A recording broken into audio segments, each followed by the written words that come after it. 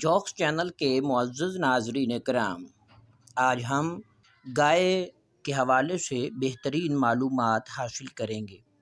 اگر گائے بیل کی چربی کو ہڑتال میں ملا کر گھر میں دھنی دی جائے تو اس سے سانپ اور بچھو اور کیڑے مکوڑے بھاگ جاتے ہیں۔ گائے بیل کی چربی کو کسی برتن میں مل دیا جائے تو اس میں مچھر جمع ہو جاتے ہیں۔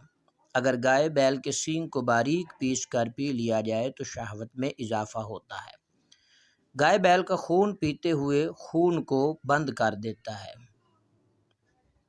گائے بیل کا خون بہتے ہوئے خون کو بند کر دیتا ہے۔ اگر گائے بیل کے پتے کو ماکراس میں ملا کر بواسیر میں لگایا جائے تو بواسیر سے شفا نصیب ہوتی ہے اور درد میں راحت ملتی ہے۔ اسی طرح گائے بیل کے پتے کو چھائیوں سیاہ داغوں میں لگانا بھی فائدہ مند ہے۔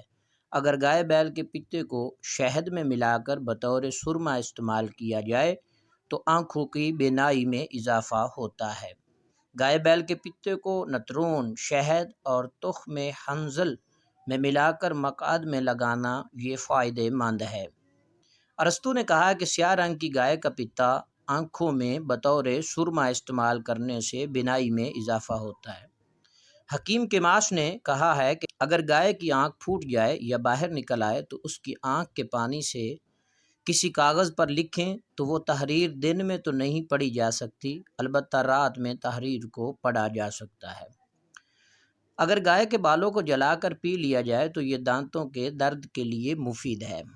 اسی طرح اس کے بالوں کو جلا کر سکنج بین میں ملا کر پینے سے تلی زائل ہو جاتی ہے۔ نیز گائے کے جلائے ہوئے بالوں کو شہد میں ملا کر پی لیں تو پیٹ سے حب القرا نکل جاتا ہے۔ یونس نے کہا کہ اگر ثواکیل کو گائے بیل کے گوبر کے ساتھ ملائیں تو وہ بکھر جائیں گے اور کھانے والا اسی وقت درست ہو جائے گا۔ اگر اسے کسی ورم شدہ عضو پر ملا جائے تو اسے نرم کر دے گا۔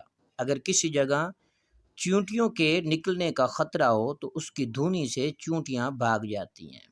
اگر پاؤں کے جوڑوں کی آماس پر اسے لگایا جائے تو اس سے شفا نصیب ہوتی ہے۔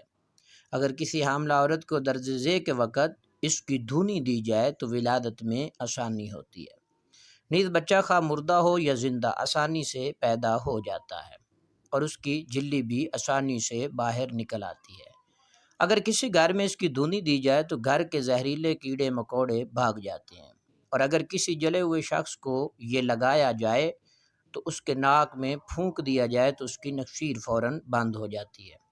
اگر جسم میں کانٹا یا نیزہ چبھا ہوا ہو تو اسے جسم پر بار بار ملنے کے بعد خشک ہونے تک چھوڑ دیں تو وہ کانٹا یا نیزہ بآسانی نکل جاتا ہے۔ ہرمس کہتے ہیں کہ اگر عرق گلاب کو بدکے ہوئے بیل کے ناک پر مل دیا جائے تو وہ مدہوش ہو جاتا ہے۔ اگر بیل کے گوشت کو پکا کر کسی بڑی شیشی یا شیشے کے برتن میں سختی سے بند کر کے 40 دن تک پڑا رہنے دیں، یہاں تک کہ اس میں کیڑے پڑ جائیں، پھر ان کیڑوں کو کسی دوسری شیشی میں رکھیں یہاں تک کہ وہ کیڑے ایک دوسرے کو کھا لیں اور باقی صرف ایک کیڑا رہ جائے تو یہ کیڑا بہت زیادہ زہریلا ہوگا۔ اگر کسی تالاب یا حوض میں چھپکلیاں کھلاتی ہوں تو بیل کی انتڑیاں دھو کر ان کے سرے باندھ کر پھیلانے کے بعد اس تالاب میں لٹکا دیا جائے تو تمام چھپکلیاں خوف زدہ ہو کر خاموشی اختیار کر لیں گی اور وہاں سے بھاگ جائیں گی۔ جوکس چینل کے معزز ناظرین کرام، مزید معلوماتی ویڈیوز دیکھنے اور سننے کے لیے ہمارے چینل کو سبسکرائب کریں، لائک کریں اور شیئر کرنا نہ بھولیں۔